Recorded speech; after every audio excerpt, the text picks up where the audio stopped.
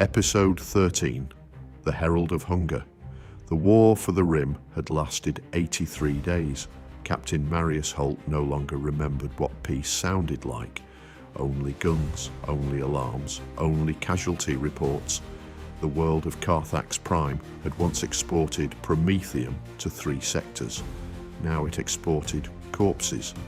The planet burned beneath a permanent haze of smoke and spores.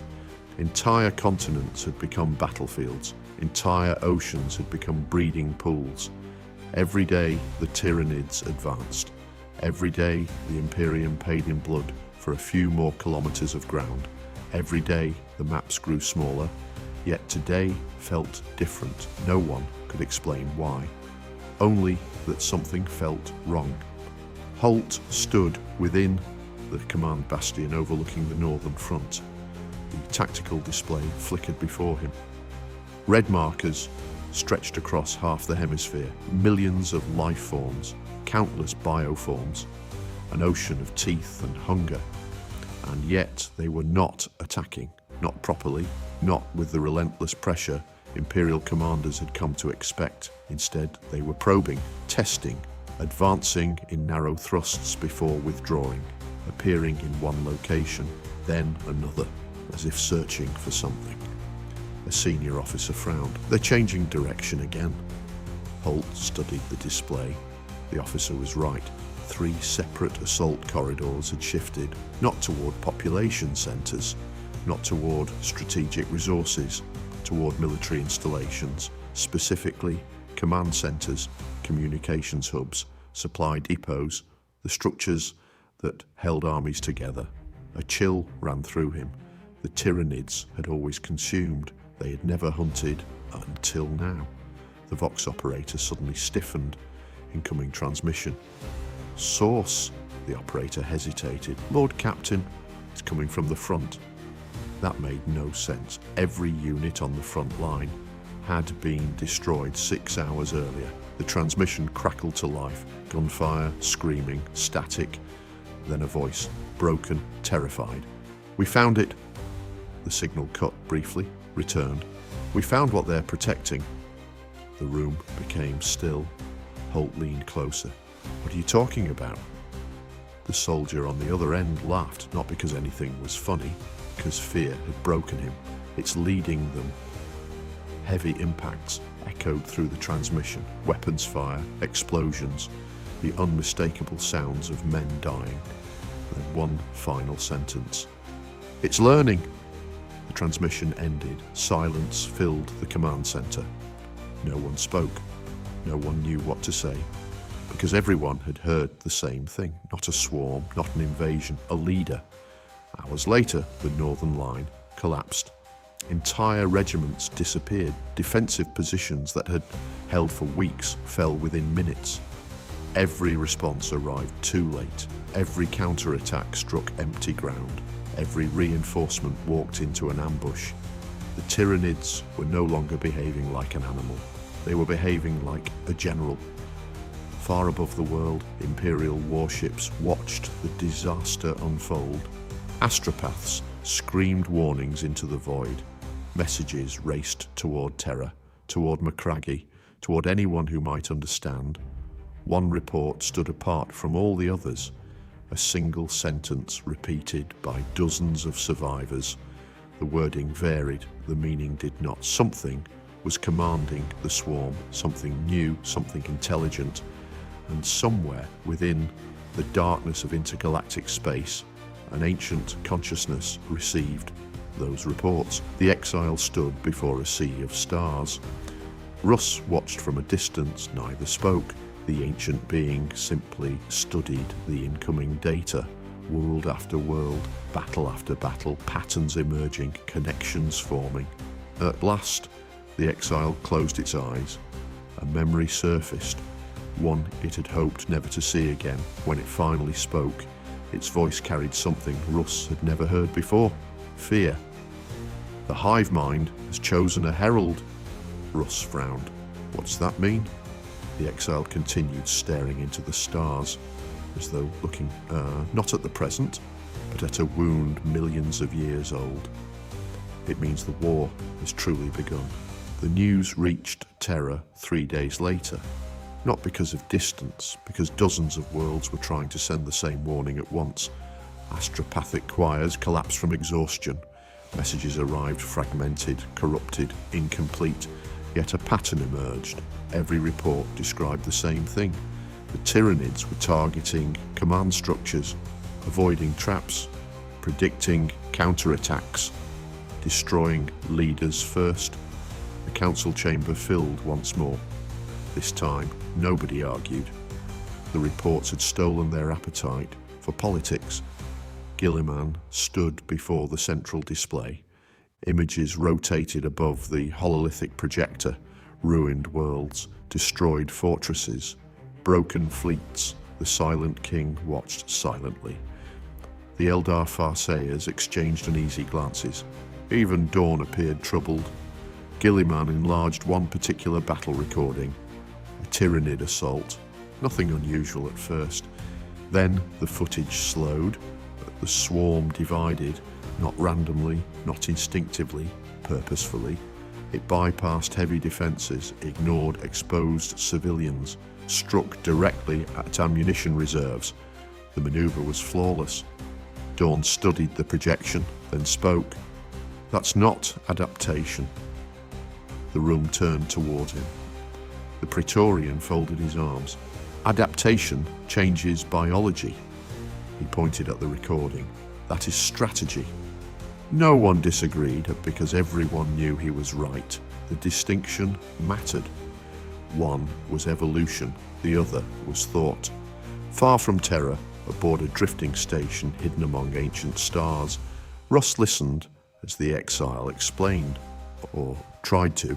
The ancient intelligence appeared unusually distracted, as though memories long buried were resurfacing. The hive mind once relied on scale. A projection appeared before them. Countless Tyranid fleets, countless organisms, an ocean consuming everything in its path. It did not need generals. The image changed. Now a single node appeared, bright, distinct, connected to millions of others. It needed only consensus. Russ frowned. Then why change now? The Exile looked toward the projection. For a moment it seemed reluctant to answer. Finally it spoke. "Because of us." The answer surprised him. "Us?" "The Alliance." The projection expanded. Imperial fleets, Necron dynasties, craft worlds, Ork empires, separate powers, separate minds, separate strengths, working together, imperfectly, but together. The hive mind has encountered resistance it cannot simply overwhelm. The image changed once more. The bright node grew larger, sharper, focused. A single consciousness has been separated from the whole. Russ stared at it. A commander? More than that. The Exile's voice grew quiet. "It is a student." The words settled heavily between them. Because students learned, students improved, students surpassed their teachers. For the first time, Russ saw genuine concern in the Exile's expression. Not fear of defeat, fear of repetition. Elsewhere, another lesson was being taught. Ghazghkull stood upon the shattered remains of a bioship. The battle had lasted 17 hours. The victory had been complete. Around him, Orks celebrated, fired weapons into the sky, boasted of impossible deeds, as they always did. Yet Ghazghkull was staring at a corpse, a Tyranid warrior organism. Nothing remarkable, except for one detail. The creature's armor had changed. The previous battle reports had shown a different structure, different weak points, different defenses. A nearby mech boy scratched his head. "What's wrong with it?" Ghazghkull crouched beside the corpse, examining it carefully. "This one remembers." The mech boy blinked. "What?" Ghazghkull rose. The answer wasn't important, the feeling was. Every battle was becoming harder, not dramatically, gradually. as though someone was taking notes. That troubled him more than any defeat could have, because enemies could be beaten, students became masters. Far away, within a region of space no living map recorded, the Herald observed. It had no name. Names belonged to individuals. It was purpose, function, design. Yet unlike the creatures before it, it possessed curiosity. And curiosity had become its first obsession. The Orks. Millions of battle recordings streamed through its consciousness. Endless violence, endless aggression, endless contradiction. The Herald struggled to understand them. Other species fought to survive. Orks fought because fighting itself mattered. The concept was irrational. The concept was dangerous. The concept demanded study. The Herald watched Ghazghkull destroy fleet after fleet, watched impossible victories, watched sacrifices that achieved no obvious gain, and slowly it began constructing a conclusion.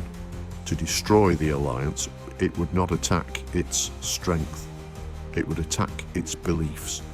Back on Terra, Guilliman received the latest casualty projections. He read them once, then again, then set them aside.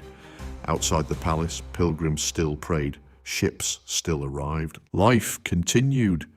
Yet every calculation pointed toward the same destination, even with the Alliance, even with the Orks, even with every race fighting together. The war was becoming more difficult, not because the Tyranids were stronger, because they were becoming smarter. For the first time since the Emperor's warning, Guilliman allowed himself a moment of honesty. He was afraid, not of death, not of failure, of being outthought. And somewhere far beyond the battlefronts, the Herald of Hunger was already preparing its next lesson. The attack began on a world nobody expected, not a fortress world, not a forge world, not a throne world, a logistics hub, the kind of planet that rarely appeared in history books, the kind of world wars depended upon. Its name was Vespera. Billions lived there. Most never carried a weapon. Most never saw a battlefield. Their duty was simpler. They kept armies fed, and that made them important. The Tyranids had ignored such worlds for centuries, until now. The first warning arrived when 3 supply convoys vanished. The second came when astropathic communications began failing. The third never arrived, because the messenger ship was destroyed before reaching orbit. By the time Imperial Command understood what was happening, the invasion was already underway. Across Vespera, Tyranid organisms emerged simultaneously, not from space or from beneath the surface. Hidden spores planted months earlier, a strategy no previous hive fleet had attempted on such a scale. Cities erupted into chaos. Defense networks activated too late. Entire regions disappeared before commanders could react. For the first time, the Imperium found itself fighting a war planned months in advance. The Herald had chosen its target carefully, not because Vespera was valuable, because of what its loss would cause. Within days, 3 neighbouring sectors reported shortages. Within weeks, entire campaigns began suffering ammunition deficits. Fleet deployments slowed, reinforcements stalled. The damage spread outward like cracks through glass. One world had become 1,000 problems, and all of it had been intentional. On Terra, the realization struck like a thunderbolt. Guilliman studied the reports in silence. No one interrupted him. No one wanted to. The casualty projections were catastrophic, not because of the lives lost, but because of the opportunities lost. Operations delayed, counterattacks cancelled, entire defensive plans rendered impossible. Finally, Guilliman looked up. It chose the world. The room remained silent. Dawn understood first. It knew. Guilliman nodded. Neither brother needed to explain further. The Herald had identified a strategic weakness, then exploited it, not as a predator, as a commander. The distinction mattered. Very far away, Ghazghkull reached the same conclusion. His fleet had achieved another victory, another swarm shattered, another Tyranid advance delayed. Yet the war bosses no longer celebrated as loudly. They could feel it too. The enemy was changing. One of Ghazghkull's oldest lieutenants approached him. The veteran's armor was cracked and scorched. He had survived battles that should have killed him 100 times. "We're still winning." Ghazghkull stared at the tactical displays. "Yeah," the war boss grinned. "So, what's the problem?" For several moments, Ghazghkull said nothing. Then he pointed toward the casualty figures. "Dat." The grin faded because every victory now cost more. Every battle demanded greater sacrifices. Every advance met stronger resistance. The numbers were impossible to ignore. The Tyranids were learning how Orks fought, and slowly the advantage was disappearing. Elsewhere, Russ confronted the Exile once more. The ancient sanctuary had grown restless. Living structures shifted, ancient systems awakened, preparations were underway. Russ could feel it. The Exile was expecting something. "What aren't you telling me?" The question came without warning.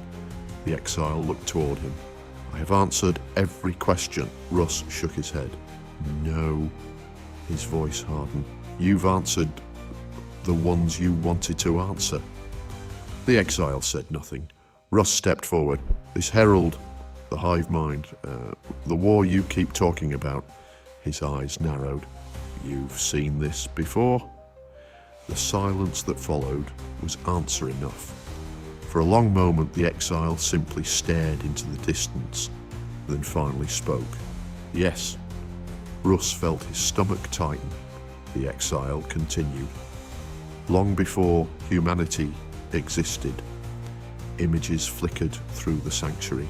Ancient stars, ancient wars, civilizations beyond imagination, ghosts of a forgotten age. The hive mind was not the first intelligence to seek unity." Russ listened carefully. Every instinct told him the truth mattered, perhaps more than anything else he had learned. The Herald is not new. The Exile's voice grew quieter. "It is merely the latest version." For the first time, Russ saw shame, not guilt, shame. The emotion unsettled him, because it suggested something terrible. The Exile had not merely witnessed this war, it had participated in it. Before Russ could ask another question, alarms echoed through the sanctuary. Ancient, powerful, urgent. The Exile turned immediately. Its expression changed. For the first time in the entire series, Russ saw genuine fear. Not concern, not caution. Fear. "What is it?" The Exile looked toward the stars, towards a region of space impossibly far away, towards something approaching. And when it finally spoke, its voice carried the weight of millions of years. "It found us." The sanctuary fell silent. Russ stared at the ancient intelligence. For a moment, he thought he had misunderstood. The sanctuary was hidden, protected, forgotten. No one was supposed to know it existed. The Exile slowly closed its eyes.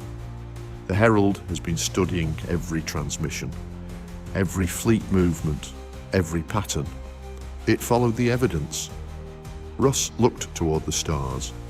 Somewhere out there, an intelligence born only recently had achieved something no enemy had accomplished in millions of years. It had found the Exile, and suddenly the Emperor's warning felt much closer, much more real, because the war was no longer being fought for worlds or sectors or civilizations. The war was now hunting its architects,